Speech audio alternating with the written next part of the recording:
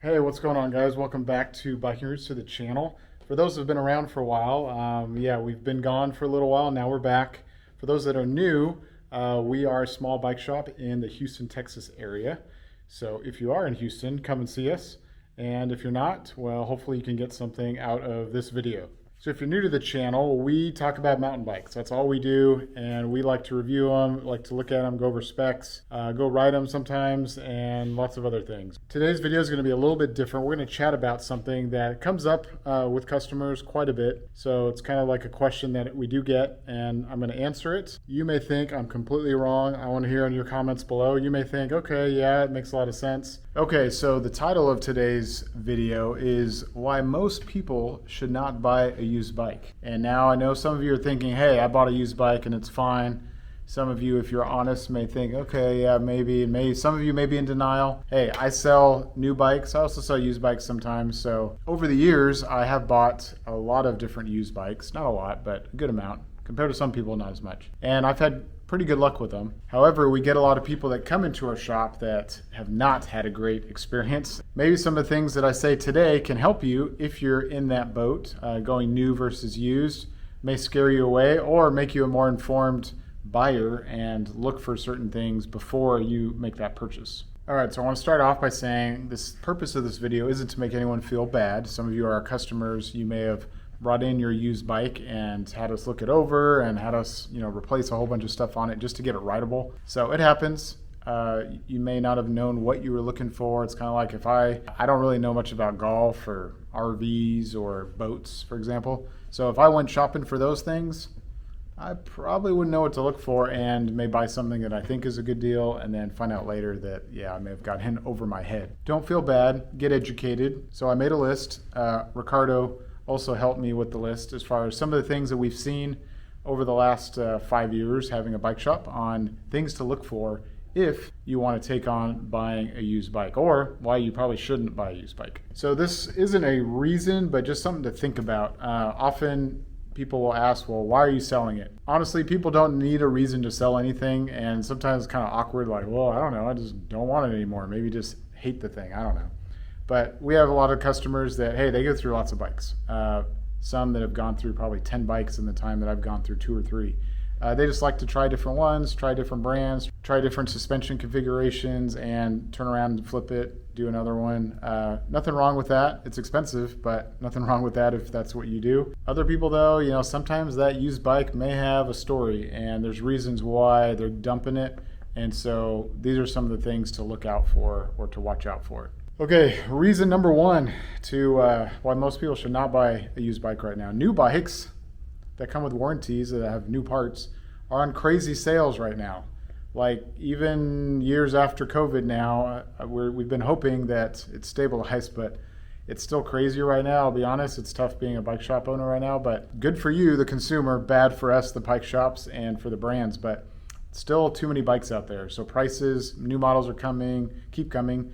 And so prices have just been going down. You may think it's a good deal, but first check the new price because if it's not that much more or maybe even like the same price, like I would say go for new. You get that warranty, you get those new parts. Okay, reason number 2, it could be stolen. So this is kind of a tough one because yeah, it does affect me sometimes, especially in this market. Sometimes you'll see on like Facebook Marketplace or different places that these crazy good deals of these custom bikes, that have all these nice parts but it's like really good price, like a really good price compared to what a new or even like new one costs. Often I would say if you see a bike that sounds too good to be true, often unfortunately it probably is. You don't know where that bike came from. Years ago during COVID, we had a ring of bike thieves that were busting into bike stores and stealing bikes and then running them down to Mexico. So yeah, other parts of the country, they'll steal them from different bike shows and bike parks and stuff. So yeah, some of these are just an individual that may have stolen a bike and maybe a big group of individuals that work very well, orchestrated together, pretend to be like the previous owner to make you feel better about it. I don't know how else to say it other than unless someone's really motivated and just has to get out of this bike, like why would they sell it for that price if they could sell it for more? if you think there's someone knowledgeable in the industry, which a lot of these high-end bikes, like most people don't just buy them without knowing anything. So ask yourself, like, why are they selling it so cheap? Because you may be supporting the stolen bike trade, which you don't want to do. All right, reason number 3. We see this one a lot, bent wheels. Wheels tend to be on the pricier side. So sometimes when you're going and maybe you go to some guy's house or you go meet him somewhere, and you may do a quick, he may say the wheels are good and then you spin it. I've done this before. I go to pick up a used bike and I'm like, oh, both wheels are just completely out of whack. Sometimes it's just a true. That's probably more rare than not. A lot of times people will think, oh, it just needs a true. And you're like, no, that wheel has been out of whack. It needs to be replaced. Sorry. And that's expensive, just to get a new rim and new spokes and nipples or a whole new wheel set. You're looking $100 to $300 on the low end, depending on which wheel and what configurations it has. So if you see like broken spokes, also sometimes it may be true, but feel the spokes because sometimes they may have got it true, but one side is super tight and the other side's loose, so it's true, but as soon as you go ride it, like it's not, the spokes aren't evenly tensioned and something's gonna break. Make sure you look at the rim, make sure you feel the spokes that they're evenly tensioned is my best advice on that. If you see like one spoke that's broken, if you see it broken at the nipple, a lot of times that is a sign of some sealant that has leaked into that tape and got into the inner wall of the rim, and you may have corroding nipples. And so if one's gone and they had it for a while, chances are like you're gonna have a lot of spoke nipples breaking, and unless you do, you just got to do all of them, and that's gonna require you to remove the tape, replace all the nipples, re-true it, tape it again, and so it is time consuming and so therefore somewhat costly unless you want to do it yourself, which you can. Something to look out for. If you see it, it's like, if the seller's like, just have one, one of the spokes is broken. Well, there may be more issues than what you just think. All right, reason number 4, suspension problems. Yeah, I've seen this unfortunately many times. Suspension's expensive. We'll just get that out of the way. A new fork, a new shock. They're not inexpensive items, anywhere from on the low end, a couple $100 to $1,000 potentially if you get a bike that has a high-end suspension on it and has a blown, compression damper or something. That's going to be another $300 or $400 to replace possibly. But yeah, I've seen people buy used bikes. They may get it with a high-end fork and then selling. They're like, it's not locking out, or the compression isn't working like it should. Then we find out, it's got a blown damper, and damper's like $400. So then it's like, oh man, like you just bought this bike and now it needs like a pretty good fork service. Here's a couple things to ask yourself. So if you're asking the seller like, hey, when was the last time it was serviced? Has it ever been serviced? Chances are it probably hasn't been serviced, depending how old it is. Like, if they've never done a 50-hour service, 100-hour service, then yeah, it may be due, and you may have other underlying issues that need to be resolved if they have not maintained the fork. Just because it hasn't been, necessarily working as designed, and so it could have been building up extra friction. Another thing, if you're buying an older bike, sometimes I've seen with people will buy an old bike with, they saw it has Fox. But sometimes Fox, they may not service or sell kits for that old fork anymore, or shock. And so then you run into issues where, okay, it's old, I want to service it, but then you have to be able to find the service kits and someone to do it. And also, and then you may say, okay, well, I'll just replace it. Well, sometimes the shocks have weird like lengths or eye to eyes, and so it may not be as simple as you think to find that exact shock for that bike. Another thing we ran into recently is counterfeit shock. We had a shock that came in here that, it didn't look, it said it was something. I won't go into the details on it, but it wasn't, and we could tell pretty soon right after that it wasn't. So somebody, he got it, secondhand, but somebody was playing games with stickers and lowers, and anyway, it looked like a mess of a fork. And so watch out if you don't know exactly what you're looking for. People can play games with stickers and say it's a certain model of fork when it actually isn't. So just be careful on that. And you may not know, but again, this is why we're going through it, because I've seen people get burned in the past. All right, next reason is brakes. Yes, brakes. You got to have brakes, and they need to work well. One of the more common issues when people come into the shop is, hey, I got this bike, got it used, but the brakes just feel, So just right away, like if something's wrong, it may just be that the pads are glazed over, and so you need to replace the pads, sand and bed in the rotors again with the new pads. Other times you may need a bleed. Bleeds can range $35-$40 per brake, plus fluid. Sometimes more plus pads. So then suddenly, you're looking over $100, $200 for a brake job, new pads. Yeah, maybe my deal wasn't as good as I thought. Sometimes there's also hidden issues with that brake. So it may not just need a bleed. We've run into that where, hey, we've done a bleed and it's just not building pressure. So there's an issue with the piston where sometimes they're sticky or they're rusted, or sometimes the plunger in the lever is defective and it's just not pushing fluid like it's supposed to. And then you're just like, hey, like you either have to rebuild this or replace it. Generally you have to replace it. Brake sets, even on the low end, like a new brake set, new inexpensive Shimano like MT200s, like still going to run you usually close to $100 for a genuine set, plus install, plus bleeds. So yeah, again, brakes are just not inexpensive, and so you want to make sure that they work well, and you want to make sure that you know what they're looking for. Because yeah, you may have got this bargain deal, but then now to make it work, you may need to spend another couple $100 to get decent stopping performance. All right, next one, bent derailleur hangers. This is pretty common if you don't necessarily know what you're looking for. And some people, they may not have noticed it on their bike, which is one reason why they're selling it, because they're like, hey, this bike doesn't shift well. I don't know what happened. Get a new one. Sometimes it's not a big deal. Like derailleur hangers bend. People whack into them, and so it's not that hard but to replace. Until recently, now that we have UDH, which is universal derailleur hangers, which if the frame's designed for it, it's all the same hanger, which is awesome. You don't have to have special hangers, which in the past, for years and years, each bike frame, even the same company, would have sometimes so many different types of derailleur hangers that would fit that frame. So you bend it, you can't just slap on whatever, you have to get the exact one that was built for that frame. Sometimes if you have a pretty common bike, Specialized, Giant, Trek, it's pretty common to find that derailleur hanger. But we ran into this recently with this nuke proof. So nuke proof, unfortunately, as you know, they kind of went under with wiggle and chain reaction. I don't know currently what's going to happen to the brand, but a few months ago, one of our customers, he had bought a nuke proof for his kid.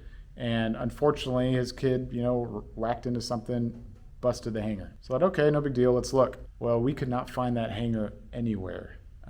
Every place was out of stock because the company was going into bankruptcy and nobody had that part. They're not making them anymore. Now it's like, okay, where are we going to find this hanger? And it was a very specific hanger for this bike. Honestly, we looked for months, couldn't find it. Hoped that one would come up available somewhere, even on eBay, but nothing came available. Thankfully, one of our friends here locally, he was able to get a friend to fabricate a new one, which we were like, sweet. Unfortunately, the guy did his best, but it broke like after a week. So we're back to square one, and the kid ended up kind of growing out of the bike during this time, and he ended up having to buy a new one. We kept trying to find it. Finally, I found which was almost exactly the same derailleur hanger out of Lithuania on eBay. We rolled the dice that it would work, waited like a month for it to come. It came in, and finally it worked. So yeah, the bike was out of commission for like 3 or 4 months, trying to find that specific derailleur hanger, which is ridiculous, but it's just one of those things. So if you're buying a used bike, make sure that you can get the derailleur hanger for that bike, because unfortunately it could prevent you from riding your bike if it's a unique one. All right, next reason is just hard to find parts. So kind of like that hanger, there are other parts on your bike. You may have shock bolt hardware that goes to your shock. I ran into that personally when I had an old Giant that was just old. Didn't check all the bolts all the time, and went riding one time and something doesn't feel right. One of my linkage bolts was just gone. Couldn't find it anywhere. Giant didn't have it. Finally had a shop down in Pearland, I think. I was down there one time and they found a Specialized bolt that was close enough that would work so I could get riding again. Yeah, sometimes those like shock bolts and pivot bolts, they're specific to that frame, and so if you can get extras, if you plan on keeping the bike a while, a good idea, because sometimes people think that like these brands just have like warehouses of just miscellaneous parts for this stuff. No, they don't. They're made over in the in the East, in China, Taiwan, Indonesia, and they have a lot of parts over there. But usually the distributors in other parts, they don't stock a whole bunch of parts. So you just have to make sure that you have the parts that you need, or you buy a newer bike that more likely to have it. Another part issue, kind of a frame issue that I ran into was with my old Cannondale scalpel, which I went over the bars, cracked the frame. I actually did a video about that. I'll put the link below, but I basically, I cracked my rear triangle. I bought the bike used. So Cannondale did not want to sell me a rear triangle because, I wasn't their customer. Then they needed to save them for any potential warranty jobs that they had. I couldn't find it anywhere, couldn't ride, had to get the bike fixed. I actually ended up fixing the carbon myself, and now my brother up in Michigan actually is riding it, so it still lives on, but it was very difficult to find. So finding replacement parts can be very difficult on certain bikes, especially if they're older. All right, next reason. I think I'm on number 7, but yeah, I tried to keep this to 10, but we went over a little bit. All right, geometry. So geometry has actually changed quite a bit on mountain bikes.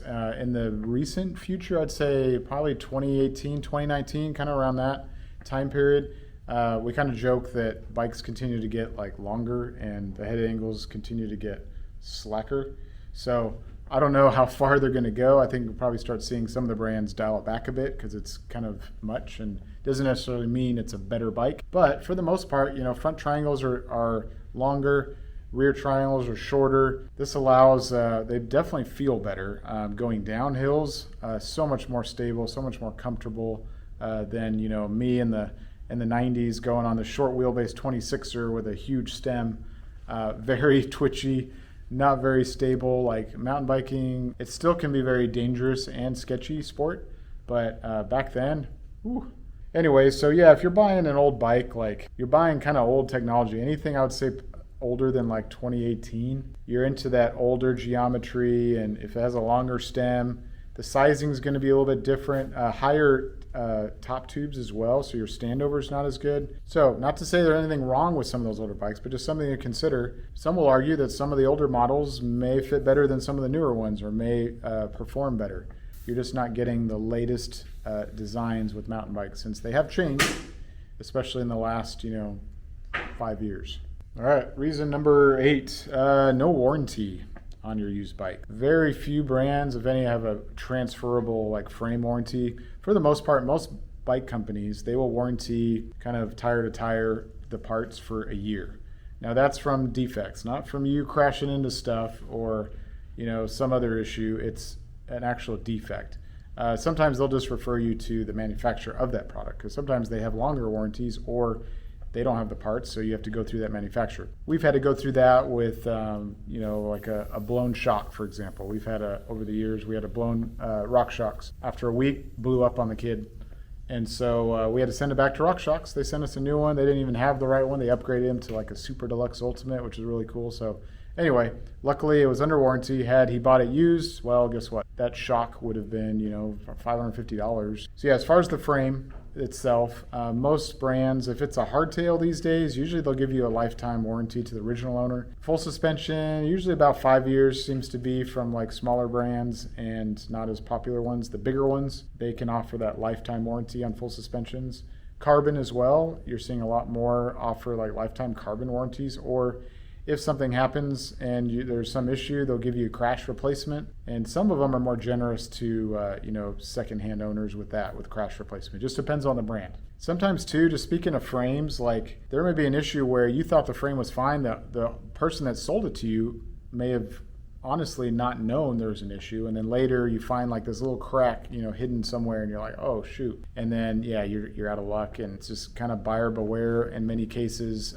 So you're buying a high-end bike, you are rolling the dice a little bit, because you never know, because you don't know what could be potentially hiding or lurking underneath something. And so something to consider. All right, number 9, mismatched components / dishonest people. So this one bothers us quite a bit, because, well, let me first start off by saying some people are just maybe, they may be ignorant, or they just don't have experience. And so they may do stuff to their bike or have someone else do it that doesn't necessarily know. And so they sometimes can mess things up. They put the wrong thing on, or they didn't install it right. And then they go to sell the bike, and that person's like, what the heck, this isn't working right. So that happens, and it's not necessarily dishonest, it's just people just not necessarily knowing what they're doing. Then you have people that I'm pretty convinced they knew what they were doing, and they're trying to deceive people, which bothers me. We had a bike come in. It was a higher end, like S-Works Enduro. It was an older one, but it was a high end bike. And the owner was complaining about, hey, I took it for a ride. It wasn't shifting right. So we're like, okay. So we went through our usual steps, go through the adjustments on the derailleur, check the shifter, check the hanger, check the cable and housing. Finally, we're like, okay, what's going on with this thing? Then we discovered that the stinking thing had an 11-speed cassette on it, but it had 12-speed derailleur and shifter. So why does it have 11 speed? So anyway, somewhere down the line, I don't know what happened. Customer swapped out a cassette. Maybe it was by accident, but it's just kind of odd on a nice bike that you would make that mistake. Yeah, we had to fix that, which was not good. The customer was not expecting that expense, having to go to a new cassette or a new drivetrain. I don't remember what we ended up doing on it. But so another example to a friend of ours. Actually, he was excited. He just bought his first full suspension, and he got it used. It was a Polygon, and so he's like, "Hey, the shifting's off. Just wonder if you could take a look at it." So we looked at it right away. We saw the hanger was just bent in. We're like, okay. Hanger's bent in. Derailleur, it's suspect because, it usually whacks into the derailleur, then into the hanger. So we said, well, let's order a hanger. Then we'll see if the derailleur can make it after we install it. So we ordered it. The hanger came in, put it back on. Still not working right. We're like, all right, well, it's probably the derailleur. Put on a new derailleur. Still issues. Could not get that thing to work. And it was driving us crazy. We tried new shifter, we tried new cable and housing, just was not working, and it just didn't seem like it didn't look right the way it was mounted on that hanger. And so that prompted us to call Polygon and say, hey, we're having this issue. Do you have anything you can tell us? They told us that bike is not compatible with a 12-speed drivetrain, with SRAM Eagle drivetrain. And we're like, really? Because we've done Eagle drivetrain on Marin Bobcats, $700 Bobcat. Why wouldn't it work on this full suspension? And they said it was just the way it was designed. That particular hanger that they put on that frame, just it pushed the derailleur at a certain angle, and it did not allow for it to shift right. And that's what we were experiencing. It was just like would not work, whatever we did to the adjustments. So told the customer, unfortunately, the bad news that he bought this bike that had everything Eagle. So the shifter, the chain, the cassette, but that he couldn't go to it, and so couldn't do Eagle 12-speed. Had to go to a lesser. I think we ended up doing like a 10 or 11 speed. So we had to get a new cassette, new derailleur, new chain, new shifter. An expense that he was not expecting, obviously, when he just bought a bike, wanted to go ride. So that was unfortunate. So yeah, sometimes you're just dealing with people that are dishonest, and you could get yourself in a situation. All right, reason number 10, awkward meetups and transactions. So I've done this before. I think right when I first started the shop, I was buying some used kids' bikes to have as like rentals or just to fix up and resell. Anyway, I found a bike, met a guy, and he said it was this, and I get there and I'm like, whoa, come on. This is not even close to what you described. And he's like, well, I'll lower the price. Then it's that awkward, like you're in the parking lot and, you have the money, but now you're like, okay, it's going to cost me this to buy it. And I remember this particular one, the guy was saying, oh, well, you can just replace it for that. And this one, I'm like, no, actually, it's going to cost more than that. So you have that kind of awkward conversation. And then it's like, okay, are they going to accept my lower offer? Am I going to offer the right amount, and not get taken here? And so it's awkward for both people. And for one, it's like, where are you meeting them? Like, I live in Houston. There's some great people in Houston. There's also a lot of sketchy people here. So meeting people and like going to awkward places to like, hopefully not awkward places, but going to places possibly strange to you to go look at a mountain bike and quickly look at it to make sure that it's okay. It can get difficult. All right, next reason is sizing. I've seen this a lot of times. They'll think it's a good deal. They'll kind of talk themselves into a size. Like, well, I could ride a large, or I could ride a medium. And normally maybe they could, but every bike's different. And sometimes you may be in between. You may even say, well, I'm always a medium, but in certain bikes, guess what? You may be a large.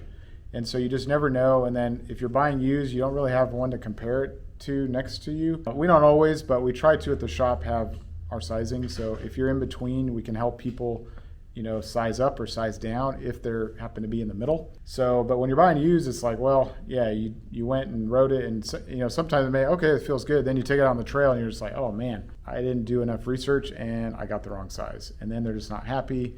They may be in pain because they're riding a bike too big or too small for them. Every bike's different. Every size can be a little bit different. So that's the risk you take buying used. Next reason is just kind of miscellaneous broken things. In things that you don't necessarily know until you like get into the bike. But we've had that where people will bring their bike in right after they bought it or soon after, and then we find strip bolts somewhere that someone had done, and now it's become now our problem or the customer's problem. The wrong stem, the wrong spacers, broken bent seats, dry rotted tires that are cracky on the sides, rusty rotors, sometimes mismatched rotors. This is a big one here. We have a lot of pools here. People will store their bike next to pool chemicals. So yeah, that's a bad one.